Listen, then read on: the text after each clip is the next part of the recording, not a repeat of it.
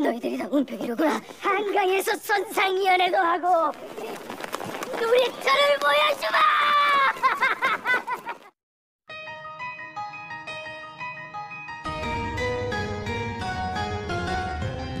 Halo Pakde Lover, ketemu lagi ya sama Pakde. Dan seperti biasa, kali ini Pakde bakal mendongeng sebuah alur cerita dari film-film yang kalian request. Dan untuk hari ini, requestan datang dari teman kita yang satu ini. Dia merequest sebuah film yang berjudul Ganshin atau The Treacherous. Film ini adalah film drama yang diangkat dari kisah sejarah yang benar-benar terjadi di Korea di sekitar tahun 1500-an, yang mengisahkan tentang era kekuasaan seorang raja yang disebut sebagai raja paling lalim yang tercatat di sejarah Korea.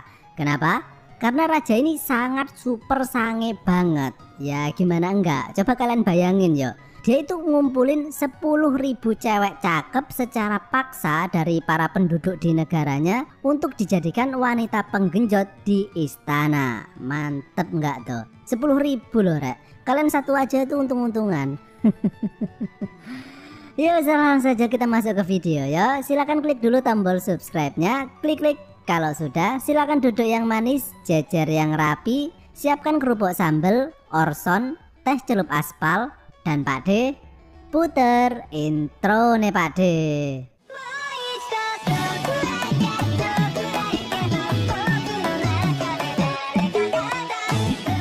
この番組はご覧のスポンサーの提供でお送りします。 Film ini dimulai dengan seorang wanita tua yang menyerahkan sebuah kotak yang di dalamnya terdapat sempak bekas ratu terdahulu yang kemudian diserahkan kepada dua orang menteri di depannya ini. Mereka ini adalah ayah dan anak yang sangat licik yo, yang berusaha mendapatkan kepercayaan dari raja yang busuk yang memerintah saat ini. Dan rajanya yang ini nih.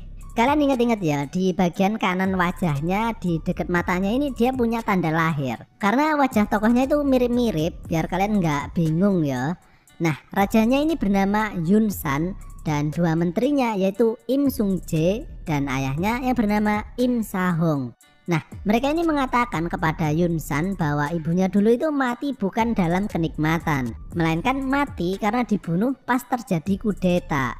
Dan Yun San yang mendengar hal tersebut pun kemudian menjadi marah dan memutuskan untuk melakukan pemusnahan besar-besaran kepada semua orang yang diduga memiliki niat untuk melengsarkan dia dari tahta kerajaan. Ingat, Yun San ini membunuh semua orang yang diduga, cuma diduga aja itu tanpa ada bukti nyata. Dia ini menghajar, menggeprek, menyeruduk, memenggal, mencekoki racun, bahkan bukan cuma yang hidup aja yang kena. Keluarga mereka yang sudah mati itu digali kuburannya dan kemudian kerangkanya itu ditumbuk sampai halus seperti bubuk marimas. Kemudian disebar di kandang babi untuk dijadikan suplemen penggemuk babi. Dan kejadian ini tercatat di sejarah Korea sebagai salah satu kejadian paling kelam di negara Korea. Dan film ini pun dimulai. Raja genjot secakap. Nah, akibat kejadian tersebut, kini Sung Jae dan ayahnya bisa dibilang menjadi orang kepercayaan Raja Yun San. Mereka ini adalah dua orang yang licik yang pandai menjilat sang raja biar menjadi orang kepercayaannya, atau dikenal dengan teknik Jilmeo no Jutsu. Terbukti ketika Yun San sedang melukis 3 orang cewek yang disuruh berpose tumpak-tumpakan. Kemudian Sung Jae dan Sa Hong datang memberikan Yun San hadiah berupa lukisan bordir yang merupakan hasil jarahan dari salah satu bangsawan, yang tentu saja membuat Yun San menjadi seneng yo. Dan sebagai gantinya dia pun memberikan lukisan tumpak-tumpakan tadi kepada Sung Jae. Nah, karena dia kini sudah menjadi orang kepercayaan sang raja, kemudian Sung Jae pun merayakannya di tempat hiburan. Dan di sini terlihat ada salah satu cewek penggenjot yang bernama Seol Jung Mei yang berusaha mendekati Sung Jae dan merayunya. Namun Sung Jae tidak terlalu tertarik dengannya. Keesokan harinya, Raja Yun San memulai kegiatan berburunya. Dan yang diburu ini bukan hewan yo, melainkan cewek cakep. Dia akan berkeliling kota dan ketika matanya menemukan cewek cakep tanpa peduli statusnya apaan, apakah dia perawan atau sudah punya suami, maka cewek tersebut akan digenjot di tempat itu juga. Gila nggak tuh? Ini raja paling bejat yang pernah ada di dunia selain kalian loh ya.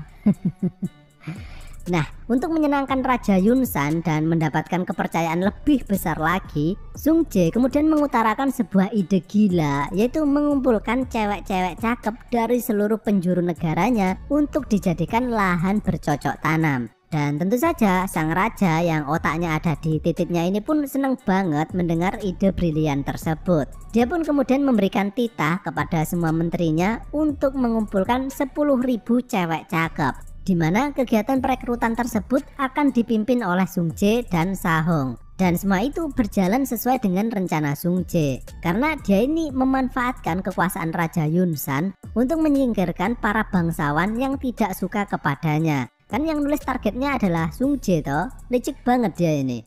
Dan akhirnya perburuan pun dimulai. Seluruh orang-orang yang ditugaskan pun mulai mencari target cewek-cewek cakep.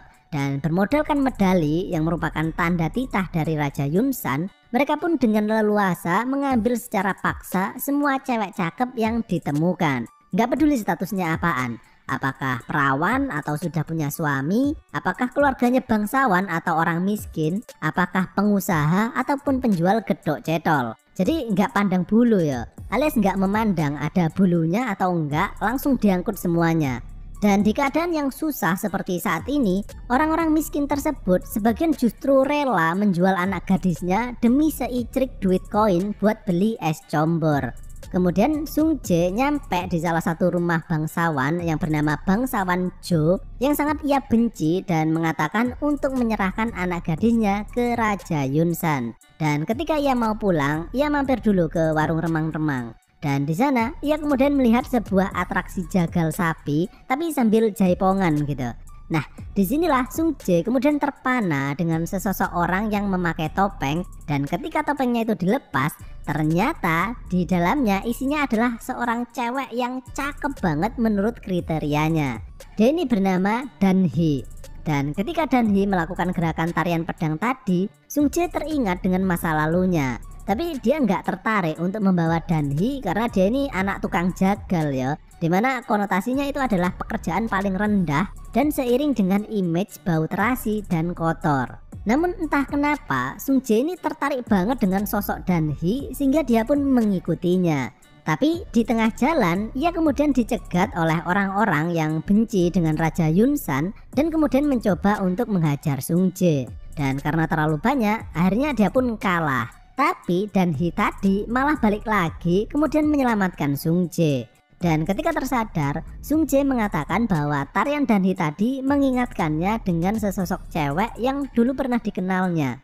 Sung Jae pun pergi tanpa ada niatan untuk membawa Dan Hee, tapi anehnya Dan Hee justru memohon untuk dibawa ke istana. Bahkan dia rela menyerahkan keperawanannya kepada Sung Jae asal dia bisa dibawa ke istana. Tapi Sung Jae tetap menolaknya. Duh, kok bukan Pak D yang ditawari. Keesokan harinya ketika Sung Jae datang ke rumah bangsawan Jo untuk membawa anak gadisnya, tapi ternyata yang menjadi anaknya adalah Dan Hee. Dia ini menyamar menjadi anak bangsawan Jo karena ayahnya punya hutang ke bangsawan Jo. Tentu saja Sung Jae tahu kalau dia ini bukan anaknya ya. Tapi dia diem aja karena dia pengen tahu apa sih niatan Dan Hee sebenarnya, ngotot banget pengen ikut acara tersebut. Dan virus sange tadi bukan cuma dimiliki oleh Raja Yunsan, melainkan anak buahnya juga ikut-ikutan. Sehingga ketika mereka melihat Dan Hee yang semlohe, kemudian mereka pun berniat untuk memperkusinya. Tapi untung saja muncul Sung Jae yang menyelamatkannya. Dan di sini Sung Jae mengatakan bahwa dia akan mengawasi semua gerak-geriknya karena dia ini curiga kepada Dan Hee. Dan akhirnya hari yang dinanti pun tiba. Sebanyak 10.000 cewek cakep dari seantero jagat Nekopoi dikumpulkan di istana, yang tentu saja membuat Raja Yunsan sangat kegirangan ya melihat calon lahan bercocok tanam segitu banyaknya. Dan pada poin inilah para jomblo menangis. Lawang stoknya diambil semua loh. Wes. Kemudian Raja Yunsan pun merombak sebuah ruangan yang sebelumnya dipakai untuk mempelajari sastra, kini dipindah gunakan sebagai ruangan penampungan cewek-cewek tersebut. Nah, dari sinilah kemudian muncul bibit-bibit pemberontakan yang dipimpin oleh salah satu menteri yang bernama Pak Won Jong yang sangat dendam karena adiknya dulu diperkusi Raja Yunsan dan kemudian bunuh diri. Keesokan harinya, para cewek-cewek tersebut kemudian dilatih dengan tes-tes yang sangat nyeleneh, mulai dari bentuk fisik, belajar berbagai posisi yang mungkin cuma bisa dilakukan Spider-Man, dan juga mengukur tingkat kekuatan jepitan bikang angetnya. Dan dari segitu banyak cewek, terlihat hanya ada 2 kandidat utama yang sangat menonjol. Skillnya loh ya yang menonjol, bukan nutrijelnya, yaitu Seol dengan teknik nakalnya, dan satu lagi adalah Dan-hee dengan menunjukkan kemampuannya tentang seni. Karena Raja Yunsan ini selain sange, dia sangat tertarik dengan hal-hal yang berbau kesenian seperti lukisan, tarian, puisi, hentai, dan lain-lain. Nah, Dan-hee pun secara khusus dilatih oleh Sung Jae karena dia yang membawa Dan-hee toh. Ntar kalau sampai Dan-hee beneran disukai Raja Yunsan, tentunya Sung Jae bakal dapat posisi yang lebih tinggi lagi di kerajaan. Namun sayangnya cerita tidak sesuai dengan yang diharapkan Sung Jae. Setelah beberapa hari dia sering menghabiskan waktu bersama Dan-hee, Sung Jae kemudian sadar bahwa Dan-hee ini adalah beneran sosok yang dikenalnya dulu waktu masih remaja. Dan-hee ini adalah anak salah satu bangsawan sekaligus cinta pertama Sung Jae yang seluruh keluarganya itu dibantai oleh Raja Yunsan. Jadi kini dia sadar bahwa tujuan Dan-hee datang ke istana adalah untuk membalas dendam atas pembantaian keluarganya. Sehingga Sung Jae yang sebelumnya berusaha agar Dan-hee bisa lolos menjadi wanita penggenjot raja, kini Sung Jae justru berusaha agar Dan-hee menghentikan usahanya tersebut. Karena hal itu sangat berbahaya ya, yang mungkin bisa membuat Dan-hee terbunuh kalau sampai rencananya gagal. Dan semakin hari, Sung Jae pun akhirnya memiliki rasa cinta kepada Dan-hee. Namun Sahong kan nggak tahu kalau Sung Jae tadi membawa Dan-hee yang ternyata anak tukang jagal dan bukan anak bangsawan Jo. Dan begitu tahu, Sahong ini ketakutan jika sampai Raja Yunsan tahu kalau Dan-hee adalah anak tukang jagal, maka bisa-bisa riwayat karir mereka akan tamat. Sehingga Sahong diam-diam berencana untuk membunuh Dan-hee. Malam pun tiba dan Seol di sini mempertunjukkan kemampuannya klokat-kloket. Sementara itu, Dan-hee mempertunjukkan sebuah tarian pedang. Tapi di sini Dan-hee sebenarnya berniat untuk membunuh Raja Yunsan, dan di sisi lain, Sahong tanpa sepengetahuan Sung Jae menyewa pendekar pemanah Raja Wali untuk membunuh Dan-hee. Dan kekacauan pun terjadi. Dan-hee berusaha menusuk Yunsan, sniper tadi berusaha memanah Dan-hee. Sung Jae yang melihatnya kemudian berusaha menyelamatkan Dan-hee yang akhirnya membuat panah tadi terlihat ditujukan kepada Raja Yunsan. Dan akhirnya masing-masing usaha pembunuhan tersebut gagal.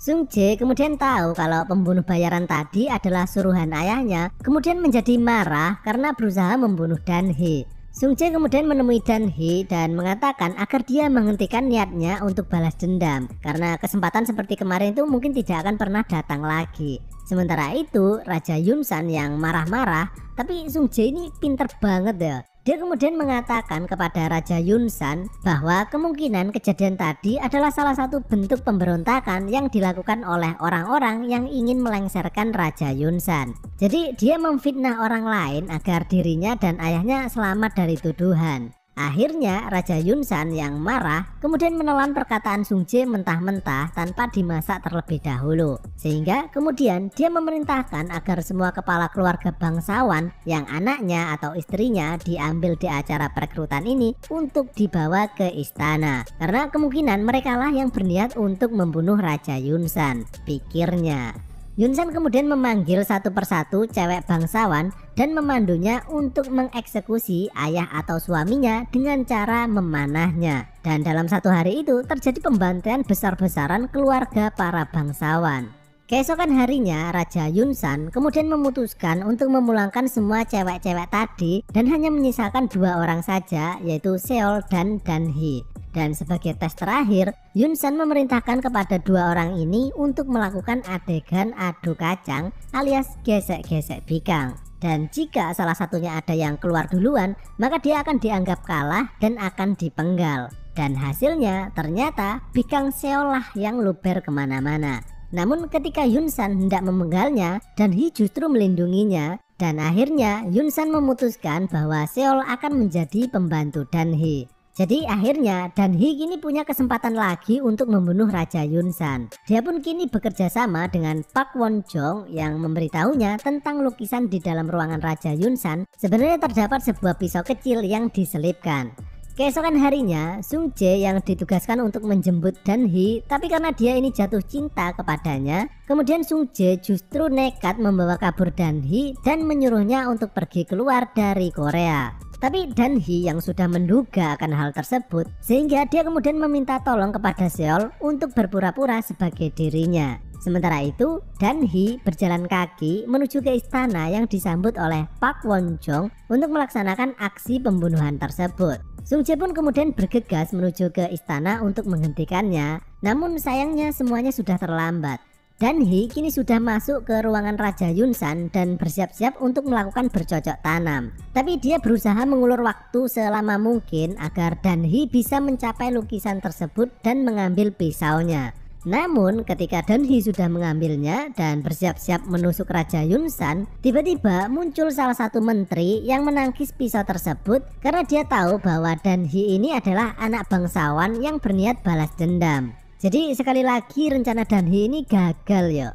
Keesokan harinya Dan-hee dihukum dengan cara memenggal semua orang yang berhubungan dengannya. Mulai dari bangsawan Jo yang telah mengaku dia adalah anaknya, ayah angkat Dan-hee yang seorang jagal, dan juga tengkorak ayah Dan-hee yang sudah dibongkar dari makam.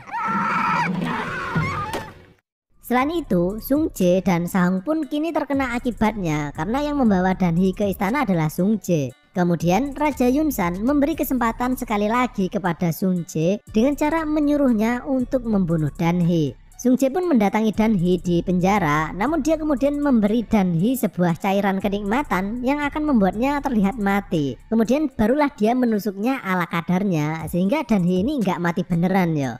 Sung Jae kemudian menyuruh Seol untuk merawat Dan-hee nanti ketika tubuhnya sudah dibuang dari istana. Sung Jae pun kembali menyerahkan pisau tersebut yang berlumuran darah dan Raja Yunsan pun kini mempercayai Sung Jae lagi. Dan kini sekali lagi ia memerintahkan Sung Jae untuk mengumpulkan cewek-cewek cakep dari seluruh penjuru kota. Namun di sini Sung Jae kemudian berpindah sisi dan memihak Park Won-jong dan mengajaknya bekerja sama untuk menjatuhkan Raja Yunsan, yaitu dengan cara sekali lagi mengumpulkan cewek-cewek cakep secara paksa yang tentunya akan membuat marah seluruh rakyatnya sehingga dia akan mudah menyulut rasa pemberontakan rakyatnya. Sung Jae kemudian pulang ke istana dan mengatakan bahwa dia sudah selesai mengumpulkan cewek-cewek cakep yang diminta Yunsan. Sung Jae mengatakan bahwa besok mereka semua bakal siap untuk dihidangkan kepada sang Raja Yunsan. Namun Yunsan yang sudah sange banget ini nggak bisa tidur dan nggak sabar menunggu besok. Yang akhirnya dia meminta Sung Jae untuk mengantarkannya ke kumpulan cewek-cewek yang dikatakannya di bawah tadi. Tapi begitu sampai di ruangan yang dimaksud, ternyata di sana nggak ada apa-apa, nggak ada satupun cewek cakep yang terlihat. Dan kemudian terlihatlah ekspresi Sung Jae yang berubah. Dia kemudian mengeluarkan pedangnya dan langsung menusuk kaki Yunsan sehingga dia kesulitan berjalan. Kemudian dia mengunci Yunsan di ruangan tersebut yang ternyata di dalamnya itu banyak banget gerombolan babi. Beberapa saat kemudian terlihat Dan-hee yang sudah waras kini di ruangan Yunsan dan berniat membunuh Raja Yunsan. Dan muncul sosok yang menggunakan topeng dan memakai baju Raja Yunsan. Tapi sebenarnya dia ini adalah Sung Jae. Dia ini melakukan semua itu dengan harapan agar Dan-hee menganggap bahwa Dan-hee lah yang membunuh Raja Yunsan, sehingga dia berpikir bahwa Dan-hee berhasil membalaskan dendam keluarganya. Sekaligus Sung Jae ini juga menganggap bahwa dirinya pantas mati atas semua perbuatannya di masa lalu. Namun meskipun menggunakan topeng, ternyata Dan-hee tahu kalau dia itu adalah Sung Jae, sehingga dia pun tidak membunuhnya.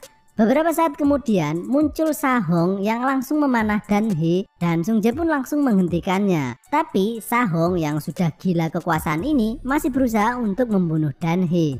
Sung Jae pun mengatakan bahwa apa yang sudah mereka lakukan selama ini adalah hal yang salah. Dan kemudian Sung Jae pun menusuk perutnya sendiri. Namun Sahong tetap bersikeras untuk membunuh Dan-hee. Dan ketika dia mau menusuknya, tiba-tiba Sahong dipanah oleh pasukan Park Won-jong dan akhirnya dia pun modiar.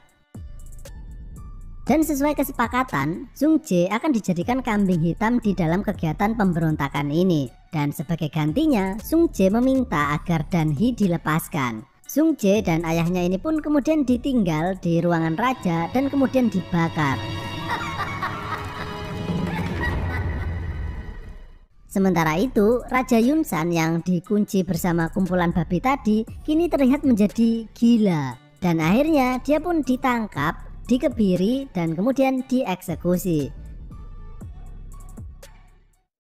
Beberapa tahun kemudian, pemerintahan pun kini berganti.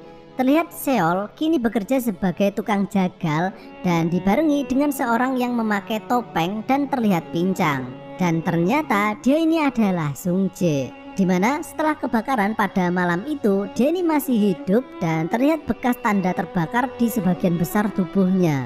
Kemudian dari arah seberang terlihat Dan Hee yang sedang melihatnya dari jarak jauh. Dan inilah Ganshin, seorang laki-laki berhati busuk yang kemudian jatuh cinta kepada wanita baik-baik. Tapi dia tidak akan pernah bisa memilikinya karena dia harus menebus semua kesalahan yang diperbuatnya di masa lalu. Dan film ini pun berakhir.